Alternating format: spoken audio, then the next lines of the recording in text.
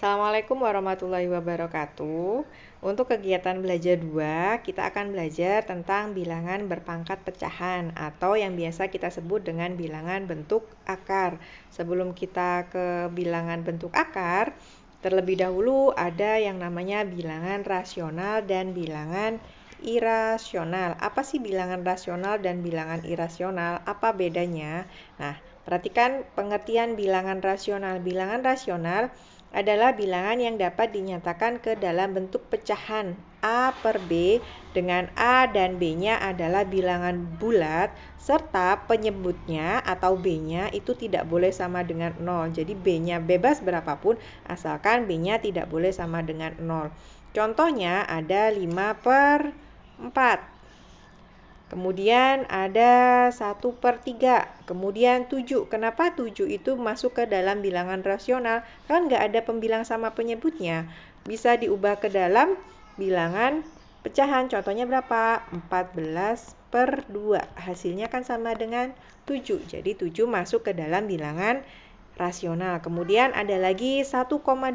Bu, itu kan desimal. Tetapi bilangan desimal itu bisa diubah ke dalam bentuk pecahan. Gimana caranya? Jadi ada 1,25. Ini bisa kita ubah menjadi yang pertama, bisa kita ubah menjadi ke dalam bentuk pecahan campuran. Ada 1,25 per 100. Nah, dari pecahan campuran ini bisa kita ubah menjadi pecahan biasa. Jadinya 125 per 100. Masih ingat cara mengubah ke pecahan campuran menjadi pecahan biasa? Nah, kemudian sebelum ke bilangan irasional, ada lagi bentuk bilangan seperti ini.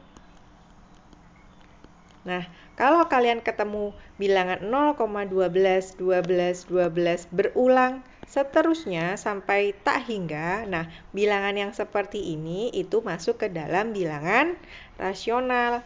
Bisa nggak diubah menjadi pecahan? Bisa. Contohnya bagaimana? Kita misalkan 0,1212 ini sebagai X. Kemudian, kamu perhatikan pengulangannya ada di berapa bilangan. Ternyata 0,121212 ini ada pengulangannya di 2 angka. Jadi 12, 12, 12. Berarti bilangan ini kamu kalikan dengan 100.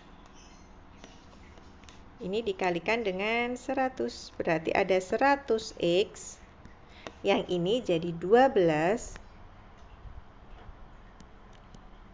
12, 12, 12, dan seterusnya. Saya pindah di bawah ya.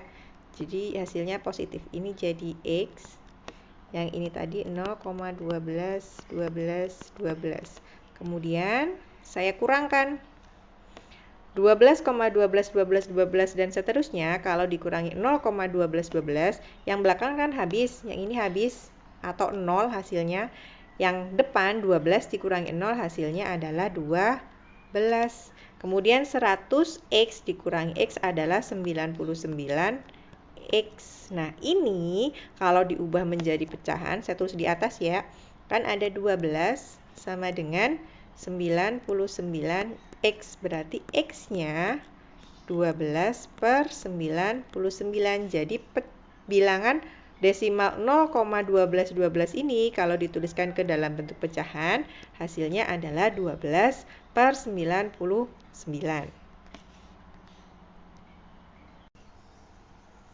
Contoh lain lagi untuk bilangan rasional, ada bilangan 6,219, berarti pengulangannya kan ada 3 kali.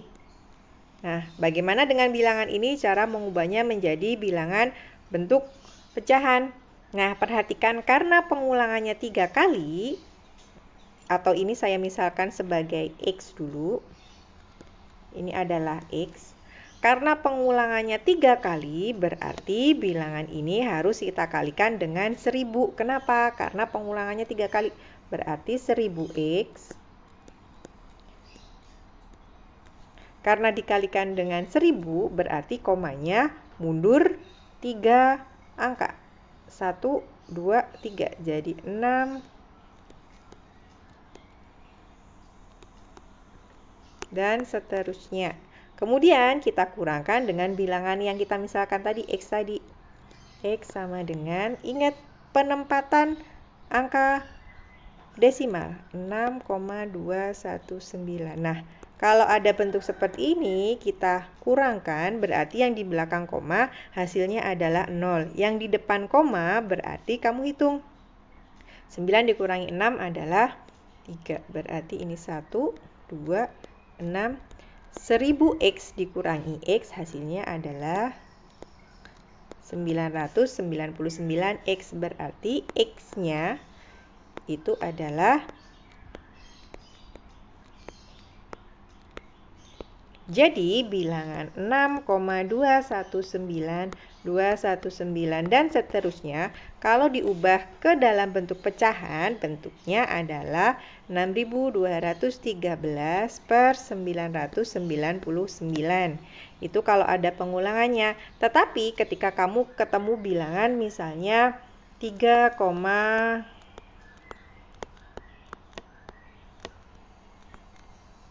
dan seterusnya. Perhatikan angka yang di belakang koma. Karena angka di belakang koma ini tidak ada pengulangannya, berarti bilangan ini tidak dapat diubah ke dalam bentuk pecahan. Berarti bilangan ini masuk ke dalam bilangan irasional. Berikutnya adalah bilangan irasional. Bilangan irasional adalah bilangan yang tidak dapat dinyatakan ke dalam bentuk A per B dengan A dan B-nya bilangan bulat serta B-nya tidak sama dengan 0. Contohnya yang pertama adalah ada akar 2. Bukan bisa akar 2 itu ditulis sebagai akar 4 dibagi akar 2. Benar, bisa ditulis sebagai akar 4 per akar 2. Hasilnya benar akar 2. Tetapi syarat bentuk pecahan adalah bilangan pembilang dan penyebut adalah bilangan bulat. Padahal akar 4 bukan merupakan bilangan bulat. Contohnya lagi akar 5, akar 7 atau bilangan pi. Pi itu berapa? 2,14. Kan 2,14 berarti bisa diubah ke dalam bentuk pecahan. Itu pembulatan. Jadi kalau pi itu ada 2,14 sekian sekian sekian sekian. Coba silakan dicek di kalkulator. Dia tidak ada pengulangannya. Berarti pi itu masuk ke dalam bilangan irasional. Kemudian kalau akar 9 itu masuk ke dalam bilangan rasional apa irasional? Dia masuk ke dalam rasional. Kenapa? Karena akar 9 ini ada hasilnya. Akar 9 adalah 3. Sedangkan 3 bisa diubah menjadi bilangan bentuk pecahan. Contohnya 6 per 2. 6-nya bilangan bulat, 2-nya bilangan bulat. Untuk bilangan akar, nah secara umum bentuk akar itu ditulis seperti ini ya. Jadi kalau kalian menuliskan akarnya, perhatikan ada bentuk akar, ada yang di dalam akar. Ini namanya adalah radikan atau bilangan di bawah tanda akar. Kemudian ada yang namanya indeks. Penulisannya harus ada kecil di depan, misalnya di sini 5. Jangan dituliskan 5 akar 3. Beda maknanya. Kalau yang atas itu merupakan atau cara bacanya yang ini akar pangkat 5 dari 3. Tetapi kalau yang bawah itu maknanya 5 dikali akar 3. Jadi perhatikan penulisan bilangan akar. Kemudian, nah bentuk yang seperti ini itu dinamakan bentuk akar. Lambangnya pakai yang seperti ini. Jadi ada kayak apa ini ya, pancing. Kemudian yang ini, yang di atas akar itu namanya indeks atau pangkat akar. Yang di dalam akar disebut sebagai radikan. Nah, bilangan yang di sini itu wajib atau harus lebih besar dari 0. Di dalam akar, ingat ya, yang di dalam akar itu tidak boleh bernilai negatif atau 0. Jadi bilangannya harus lebih besar 0 dan merupakan bilangan positif.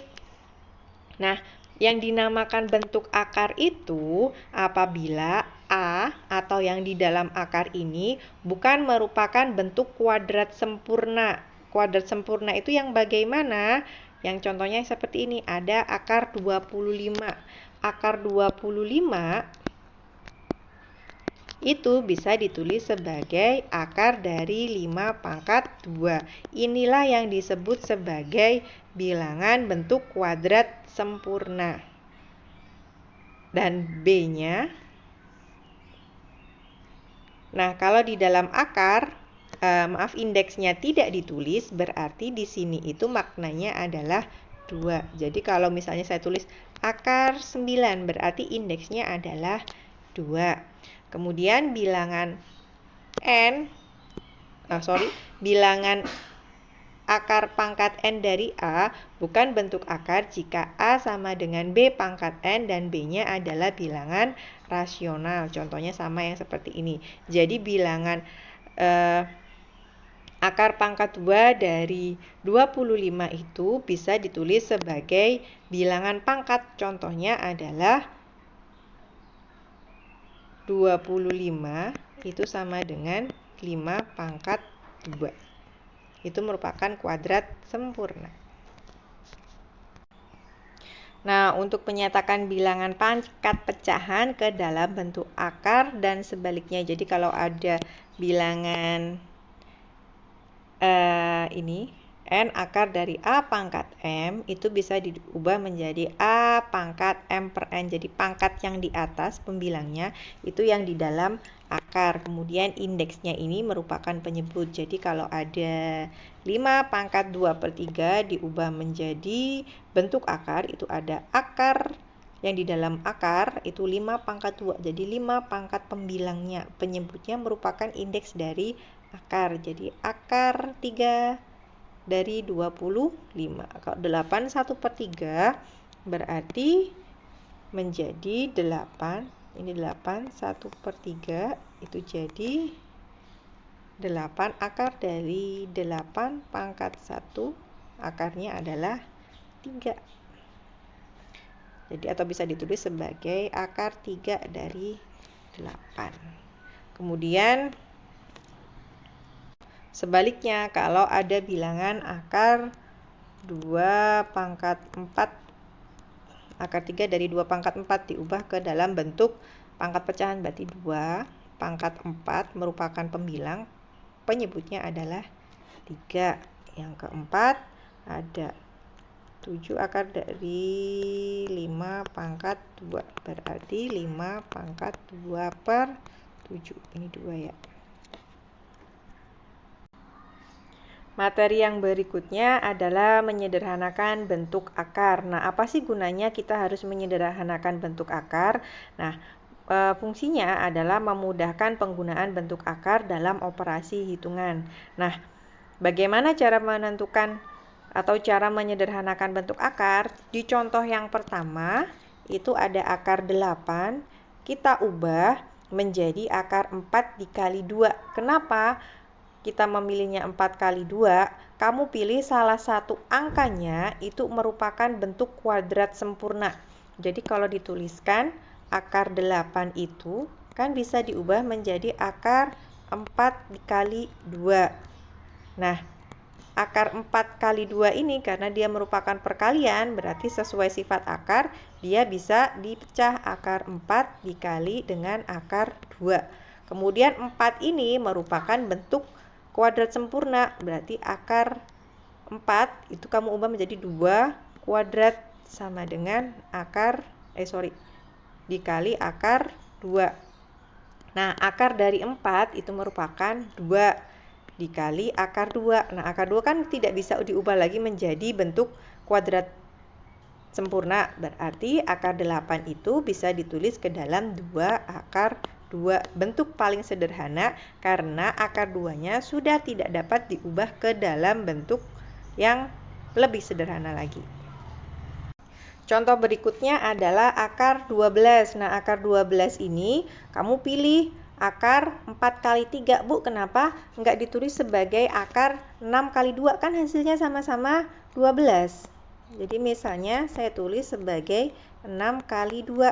Nah, sekarang kamu pilih salah satu bilangan ini bisa nggak diubah menjadi bentuk kuadrat sempurna? Ada nggak bilangan yang sama 2 yang bisa dikali hasilnya 6, bilangannya harus kembar. Berapa kali berapa yang hasilnya 6? Kan nggak ada, kecuali kalau kamu milihnya adalah akar 4 kali 3, berarti kan ada bilangan 2 yang dikuadratkan hasilnya adalah 4, berarti akar 4 dikali akar 3. Akar 4 hasilnya 2, akar 3 tidak bisa disederhanakan lagi, berarti akar 12 itu bisa ditulis ke dalam bentuk 2 akar 3. Contoh soal yang berikutnya ada akar dari A pangkat 2 B pangkat 2. Nah, dua-duanya ini sudah merupakan bentuk kuadrat sempurna. Berarti A pangkat 2 ini kamu ubah menjadi akar A kuadrat dikali akar B kuadrat. Akar dari A kuadrat itu sama dengan A, akar B kuadrat sama dengan B. Jadi akar dari A kuadrat dikali B kuadrat itu sama dengan A B atau A kali B. Bagaimana dengan soal nomor 4? Di situ ada akar dari A pangkat 5, B pangkat 3. Berarti kamu ubah menjadi bentuk kuadrat sempurna. Berarti ada akar, saya tulis dulu, A pangkat 5, B pangkat 3. Berarti kalau mau jadi bentuk kuadrat sempurna, itu kan begini. A pangkat 2 dikali A pangkat 2 dikali A pangkat 1. Hasilnya kan A pangkat 5. B-nya B pangkat 2, B pangkat 1. Yang kuadrat sempurna kan yang ini. Berarti yang kamu akarkan adalah yang bentuk kuadrat sempurna. Berarti hasilnya ini adalah A. Akar dari A kuadrat. Akar dari A kuadrat itu adalah A. Kemudian A pangkat 1 kan bukan bentuk kuadrat, berarti bentuknya tetap akar A. Kemudian yang B kuadrat bentuk kuadrat sempurna, berarti akar B kuadrat adalah B. Kemudian B pangkat 1 bukan kuadrat sempurna, berarti B. Jadi tinggal dikalikan A dikali A kuadrat B, ada akar A dikali akar B. Saya tuliskan akar AB. Itu untuk cara yang pertama. Kemudian kalau mau pakai cara yang kedua, perhatikan cara yang kedua. Di situ ada akar A pangkat 5, B pangkat 3. Kamu lihat indeks akarnya. Indeks akarnya kan tidak ditulis, berarti indeks akarnya adalah 2. Boleh kamu tuliskan sebagai A.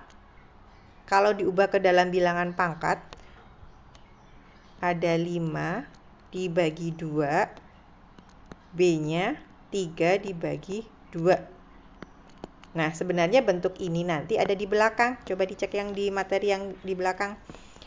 5 dibagi 2 itu hasilnya adalah A pangkat 2, 1/2. Ini B pangkat 1, 1/2. Nah, yang pangkatnya pecahan, yang pangkatnya bilangan bulat, itu hasilnya adalah bilangan bulat, berarti A pangkat 2. Sedangkan yang pangkatnya pecahan, dia merupakan bentuk akar, jadi ada akar A, B, akar B. Ini nanti balik lagi ke sini, hasilnya sama. Untuk soal yang nomor 5, di situ ada akar 4 dibagi 9. Karena pembagian, berarti bisa kamu uraikan. Jadi akar 4 dibagi akar 9. Jadi akar 4-nya 2, akar 9-nya 3. Jadi akar dari 4/9 adalah 2/3. Untuk operasi bentuk akar, itu ada 1, 2, 3, 4, 5, 6, 7. Ada 7 sifat yang harus kamu perhatikan atau kamu hafalkan ciri-cirinya. Yang pertama, ketika ada penjumlahan bentuk akar. Ada penjumlahan bentuk akar. Jadi ada A akar C ditambah B akar J. Yang dijumlahkan itu bukan akarnya, tetapi bilangan di luar akar. Jadi A ditambah B akar C. Contohnya ada 2 akar 3 ditambah 4 akar 3. Yang dijumlahkan adalah 2 ditambah 4, 6 akar 3. Jadi diingat yang dijumlahkan yang di luarnya. Jadi sifatnya mirip dengan variabel. Kalau ada 2x ditambah 3x, hasilnya adalah 5x. Bukan x-nya yang dijumlahkan, tetapi angkanya yang dijumlahkan. Begitu juga dengan pengurangan akar. Kalau ada a akar c dikurangi b akar c sama dengan a dikurangi b akar c. Yang dikurangkan adalah angka yang di depan akar. Contohnya 5 dikurangi 3 hasilnya 2 akar 7. Bu, bagaimana ketika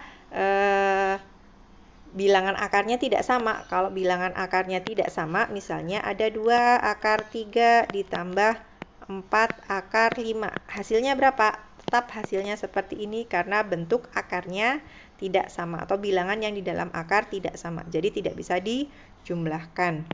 Kemudian sifat yang C. Sifat yang C adalah akar A dikali akar B. Nah, ini bisa dijadikan satu walaupun bilangan yang di dalam akar berbeda. Jadi kalau untuk perkalian boleh. Jadi kalau ada akar 7 dikali akar 3 berarti akar di dalam akar 7 kali 3 akar 21.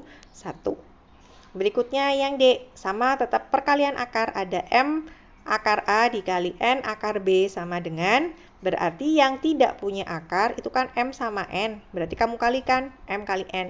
Kemudian yang di dalam akar kamu kalikan juga akar A dikali akar B. Contohnya 2 akar 4 dikali 4 akar 5, berarti 2 dikali 4 akar 3 dikali 5, jadi hasilnya adalah 6 akar 15. Kemudian yang pembagian juga sama. Akar A dibagi akar B bisa juga ditulis sebagai akar A dibagi B. Contohnya di sini ada akar 6 per akar 3 bisa ditulis sebagai akar 6 dibagi 3. 6 dibagi 3 hasilnya 2. Berarti akar 6 dibagi akar 3 hasilnya adalah akar 2. Sifat yang berikutnya. Ini perkalian dan penjumlahan. Ada akar A dikali dalam kurung akar B ditambah akar C. Jadi kamu kalikan satu per satu. Ini ke sini. Kemudian ini ke sini. Jadi hasilnya akar A dikali akar B hasilnya akar AB. Akar A dikali akar C berarti akar A dikali C. Tandanya kalau di sini penjumlahan berarti ini penjumlahan. Kalau di sini pengurangan berarti ini juga pengurangan. Contohnya ada di akar 2 dikali dalam kurung akar 3 dikali dalam kurung akar 2 ditambah akar 5. Contohnya sama dengan akar 3 kali 2 ditambah akar 3 kali 5. Hasilnya akar 6 ditambah akar 15. Karena bentuk yang di dalam akar tidak sama berarti tidak bisa dijumlahkan. Selesai sampai di sini. Kemudian yang G, ada akar A dikali akar A hasilnya adalah A. Contohnya akar 7 dikali akar 7 sama dengan 7. Kok bisa? Berarti kalau ada akar 1000 dikali akar 1000 hasilnya pasti merasionalkan penyebut bentuk akar. Nah, untuk merasionalkan ini kita harus paham dulu sekawan dari bentuk akar. Sekawan itu apa sih? Ini kalau ada A ditambah B akar B, berarti sekawannya adalah A dikurangi B. Jadi akarnya sama angkanya sama, tetapi hanya tandanya berbeda. Kalau yang satu positif, berarti sekawannya negatif. Kalau yang seperti ini contohnya juga, kalau ada akar A ditambah akar B, berarti sekawannya akar A dikurangi akar B. Bagaimana kalau tidak ada tanda, Bu? Kalau akar 5 misalnya, sekawannya berapa? Sama, tetap akar 5. Contoh merasionalkan pecahan yang pertama. Di situ ada 2 per 3 akar 5. 2 per 3 akar 5. Ini 2 per 3 akar 5, berarti kamu lihat yang di dalam akar. Yang di dalam akar yang letaknya di penyebutnya. Jadi penyebutnya di sini kan akar 5. Berarti kamu kalikan dengan akar 5. 2 per 3 akar 5, kamu kalikan akar 5 per akar 5. Kenapa dikalikan akar 5 per akar 5? Karena kalau dikalikan dengan bentuk pecahan seperti ini, itu tidak berubah nilai. Akar 5 dibagi akar 5 kan 1. Berarti 1 dikali bilangan awal dia tidak berubah. Hanya bentuknya saja yang berubah. Kemudian kamu kalikan 2 dikali akar 5 hasilnya adalah 2 akar 5. 3 akar 5 dikali akar 5. Yang akar kalikan dengan akar berarti 3 akar 5 dikali 5. Berarti 2 akar 5 per 3 akar 25. 2 akar 5, akar 25 itu berapa? 5, berarti 3 dikali 5. Berarti ada 2 akar 5 yang atas, bawahnya adalah 15. Atau bisa juga ditulis sebagai 2 per 15 akar 5. Inilah yang dinamakan merasionalkan. Jadi penyebutnya bukan lagi ke dalam bentuk akar. Contoh yang berikutnya. Nah, ada 1 min akar 2 per 1 plus akar 2. Bagaimana cara merasionalkan? Yang pertama yang kamu lihat adalah penyebutnya. Jadi kamu cari sekawan dari penyebutnya. Kan ada 1 plus akar 2. Berarti sekawannya bentuknya adalah 1 min akar 2. Berarti bilangan ini harus dikalikan dengan 1 min akar 2 per 1 min akar 2. Kemudian perkaliannya bagaimana? Perkaliannya sama seperti perkalian pemfaktoran. Saya tulis di sini. 1 min akar 2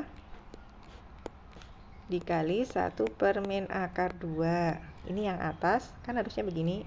1 plus akar 2 dikali 1 min akar 2. Perkaliannya sesuai dengan sifat pemfaktoran, jadi 1 kamu kalikan dengan 1, hasilnya 1. 1 kamu kalikan dengan min akar 2, berarti min akar 2. Kemudian gantian min akar 2, karena tanda negatif itu punya angka di belakangnya, min akar 2 dikalikan 1, berarti min akar 2. Kemudian min akar 2 dikalikan dengan min akar 2. Hasilnya adalah positif akar 4. Dibagi yang bawah hasilnya juga atau caranya sama seperti itu. Hasilnya adalah 1 plus akar 2. Dari ini saya kalikan ini. Ini saya kalikan ini. Kemudian 1 dikalikan min akar 2, min akar 2, kemudian akar 2 dikalikan min akar 2, min akar 4. Hasilnya 1, akar 4 kan 2, berarti 1 positif ditambah 2, min akar 2 dikurangi akar 2, karena tidak ada angka di depan akar, berarti angkanya adalah 1. Min 1 hasilnya adalah min 2. Jangan lupa akarnya, akar 2 per 1. Akar positif akar 2 dikurangi akar 2 hasilnya adalah 0. Akar 4 min 2. Akar 4-nya 2, karena tandanya di sini negatif, berarti ini tandanya juga negatif. Berarti yang atas hasilnya adalah 3 min 2 akar 2 per 1. Ini bukan tanda sama dengan. Dulu. 1 min 2. 1 min 2 adalah min 1. Berarti semuanya harus dibagi dengan min 1. 3 dibagi min 1, min 3. Min 2 dibagi min 1, positif 2 akar 2. Boleh ditulis seperti ini.